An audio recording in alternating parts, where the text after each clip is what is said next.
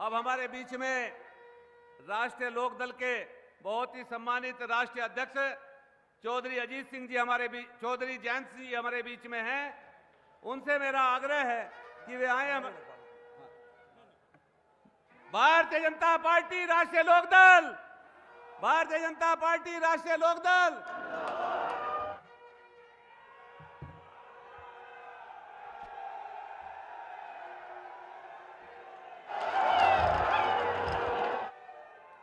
आज किसानों की धरती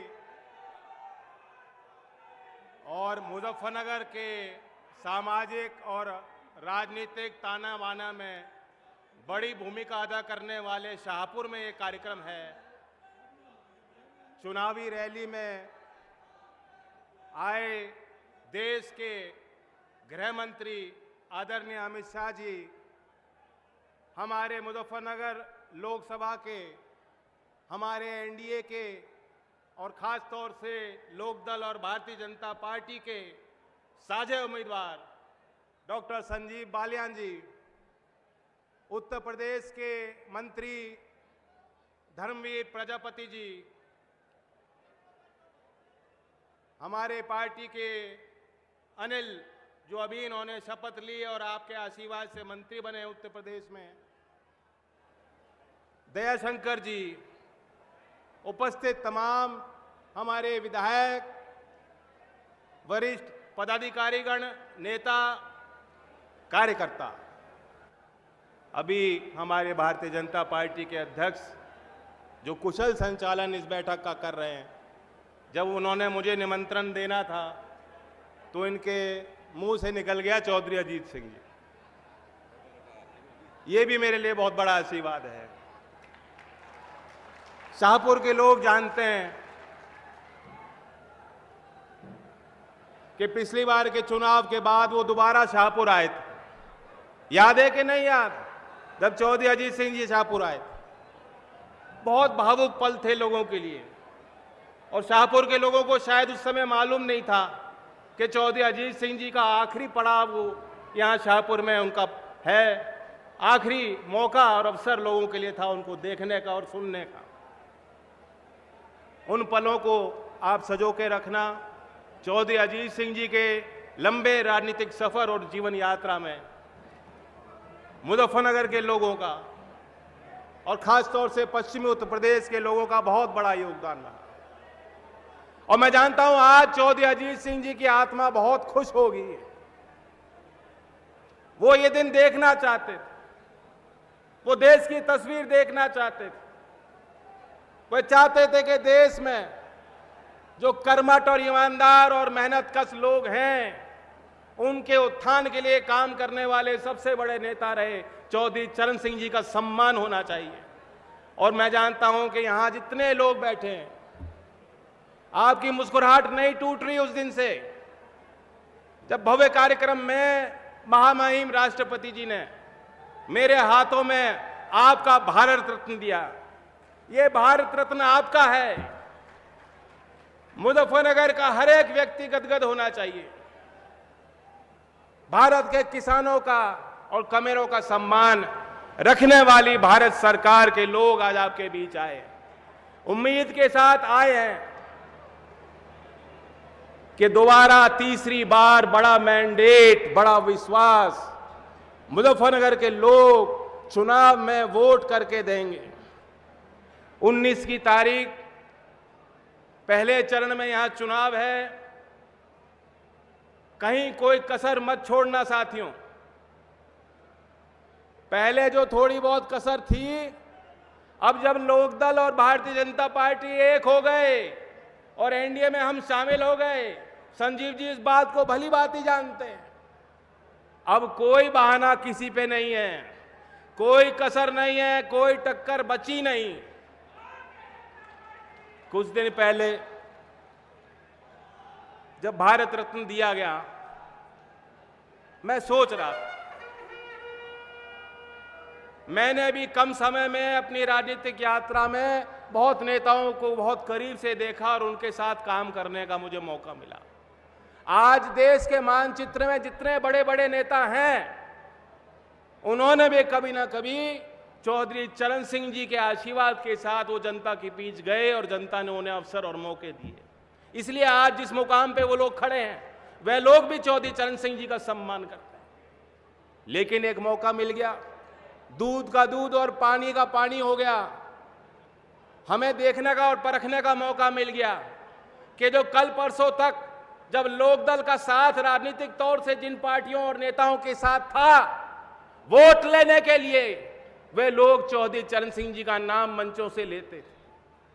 लेकिन जब भारत रत्न का निर्णय भारत सरकार ने लिया, चाहे संसद के अंदर जब वहां चर्चा हो रही थी, चाहे भारत रत्न के देने के बाद, आपने भी देखा होगा कि जो लोग कल परसों तक हमारे साथ थे और चौधरी चरण सिंह जी का नाम लेते थे, बड़े अदब और सम्मान से लेते थे और किसान की बात करते।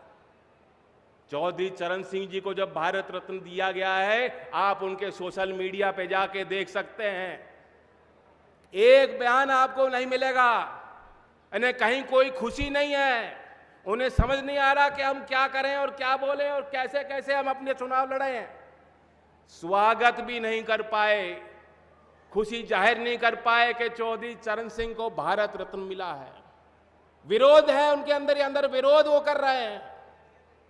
और मैंने कल परसों की बात है, जो उत्तर प्रदेश के मुख्यमंत्री रहे, उनका भी एक बयान मैंने देखा। अब तक मैं उनके लिए कुछ बोला नहीं हूं, मैं उनके लिए कोई व्यक्तिगत बात बोलूंगा भी नहीं। वो भले गाली गलौज करना चाहें तो मुझे 4 गाली फालतू देना चाहें तो दे दें, मुझे कोई फर्क नहीं पड़ता, क्यों मैं आपके साथ हूं। लेकिन एक बात बता देना चाहता हूं, मुजफ्फरनगर के लोगों से मेरी खास अपील है। मेरा इतना तो अधिकार आप पे बनता है कि नहीं बनता। मैं खास निवेदन करना आया हूं, हम लोगों की प्रतिष्ठा दांव पे लगी है। इन्हें बता देना, ऐसा वोट देना और इस तरीके से जिताकर इनको दिल्ली भेजना संजीव जी को, कि वो लोग जान जाएं मैं पलटा नहीं हूं। इसे पलटना नहीं कहते, इसे पटकनी मारना कहते हैं, पटकनी देनी है। मल विद्या वो थोड़ी बहुत जानते हैं, थोड़ी बहुत मैं भी जानता हूं। मुझे बड़ी खुशी हुई, शाहपुर में आकर मैंने पूछा, इसी कॉलेज के प्रबंधक से मेरी बातचीत हुई। यहीं ग्राउंड में 40 लाख रुपए कुश्ती हॉल के निर्माण के लिए मैंने अपनी निधि से लगाए हैं, उसका निर्माण जल्द होगा। और यहाँ के प्रबंधक मुझे बता रहे थे कितना टैलेंट है यहाँ बच्चों में। अभी स्टेट की जो प्रतियोगिता हुई कुश्ती में, 12 मेडल शाहपुर में इसी संस्था में पढ़ रहे बच्चों ने 12 मेडल जीते, बहुत बड़ी उपलब्धि। यहीं पास में काकड़ा गांव है, पुनीत बालियान स्वर्ण पदक जीत के आया। मैं जानता हूं बहुत खुशी की एक लहर पूरे क्षेत्र में गई। उसके पश्चात मैं उससे मिलने गया, मैं उससे मिलना चाहता था। बहुत ही छोटे मध्यम वर्ग और गरीब परिवार उनका है, किसानी करते हैं और देश के लिए इतना बड़ा गौरव उन्होंने हासिल किया। उस समय पुनीत ने मुझे कहा कि हमारे गांव में वो व्यवस्था नहीं बन पाएगी, अगर आप खेल का कोई संसाधन देना चाहते हो तो शाहपुर में दे देना, शाहपुर में वो निर्माण होना चाहिए। तो इसका श्रेय जो शाहपुर में मेरी निधि लग रही है, मैं बता देना चाहता हूं सार्वजनिक तौर पर, पूरा का पूरा श्रेय पुनीत बालियान को, उनके परिवार को जाता है। मैं धन्यवाद उनको देता हूं, क्योंकि गृह मंत्री जी यहां बैठे हैं, देश के बड़े नेता हैं और बड़ी जिम्मेदारी इनके कंधों पे। मैं कुछ बात अपने मुद्दों की, किसानों की करना चाहूंगा। अब लोकदल और बीजेपी एक हैं, हमारे प्रतिनिधि प्रदेश की सरकार में भी है, और जब हमने दृढ़ निश्चय के साथ ये निर्णय लिया कि हमें आगे और गति देनी है, तो ये बात तो तय है कि प्रदेश और देश भर में किसानों को जब तीसरा मैंडेट मोदी जी को मिलेगा, प्रधानमंत्री की शपथ वो लेंगे, तो देश का किसान विश्वास कर सकता है कि किसानों को लाभकारी मूल्य दिलाने के लिए उनके साथ सामाजिक न्याय हो, मुख्य धारा में उनकी गिनती बने। तमाम प्रयास, जो कोई कसर रह गई होगी, तमाम प्रयास मिलकर हम लोग करेंगे। आप विश्वास कीजिए, मुजफ्फरनगर के गन्ने की फसल दुनिया में चर्चित है, गुड़ का बहुत बड़ा व्यापार है, प्रदेश सरकार की 1 डिस्ट्रिक्ट 1 प्रोडक्ट योजना में भी यहां गुड़ का एक चयन हुआ है मुजफ्फरनगर के लिए। तो गुड़ की मिठास, गन्ने की मिठास भी बढ़ाई जा, किसानों को भी उसको बेहतर लाभ मिल सके, इसके लिए भी हम लोग फैसले लेंगे। समझदार के लिए इशारा ही बहुत होता है, बाकी आचार संहिता है, हम सब के लिए नियम बने हैं, लेकिन जो खेती किसानी करते हैं उन्हें मालूम होना चाहिए कि वो सरकार जो चौधरी चरण सिंह जी को सम्मान दे सकती है, इससे पहले भी सरकारें थी, इससे पहले भी लोग प्रधानमंत्री रहे, चौधरी साहब को लोग मानते भी होंगे, लेकिन उनके लिए इतना बड़ा फैसला अब तक कोई सरकार ले नहीं पाई। नरेंद्र मोदी जी के प्रधानमंत्री पद को संभालते हुए ये एक ऐतिहासिक फैसला भारत सरकार ने लिया है, और ये साफ साफ दिखाता है कि भारत सरकार की प्राथमिकता किसान और कमेरों के लिए है, और हमारी जवाबदेही भी आपके लिए है। तो इसलिए बड़ा दिल दिखाना, मैं लोकदल के कार्यकर्ताओं से आखिर में एक दोबारा अपील करता हूं, हमने और आपने तो बहुत संघर्ष किया, लेकिन आपको और बड़ा दिल दिखाना होगा।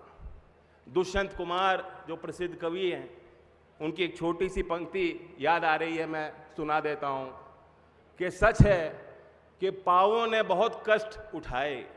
ये जो हम लोग विपक्ष में रहे तो उस समय की बात है, हमने बहुत संघर्ष किया, बहुत संघर्ष करके यहां आए हैं मंच पे, हम साझे मंच पे हम लोग खड़े हैं। तो दुष्यंत कुमार जी ने कहा है कि सच है कि पांवों ने बहुत कष्ट उठाए, पर पांव किसी तरह राह पे तो आए। तो अब लोकदल के कार्यकर्ताओं को बड़ा दिल दिखाकर, क्योंकि हमारी राह, हमारे रास्ते एक हैं, और मुजफ्फरनगर से दिल्ली जाने का रास्ता है। अगर आप मुझे मजबूती देना चाहते हो, अगर आप मुझे ताकत देना चाहते हो, अगर आप चौधरी चरण सिंह के विचारों को आगे ले जाना चाहते हो, अगर आप चौधरी अजीत सिंह जी के अधूरे कार्यों को पूरा करना चाहते हो, तो डॉक्टर संजीव बालियान को बहुमत के साथ आप चुनाव जिताइएगा। हर न्यूज अपडेट के लिए डिस्क्रिप्शन बॉक्स में दिए हुए लिंक से ज्वाइन करें रॉयल बुलेटिन का व्हाट्सएप ग्रुप, और पाएं हर खबर सबसे पहले अपने व्हाट्सएप पर। अपने आसपास की खबरों के लिए सब्सक्राइब करें रॉयल बुलेटिन, और इस वीडियो पर कमेंट के जरिए अपनी राय देना ना भूलें।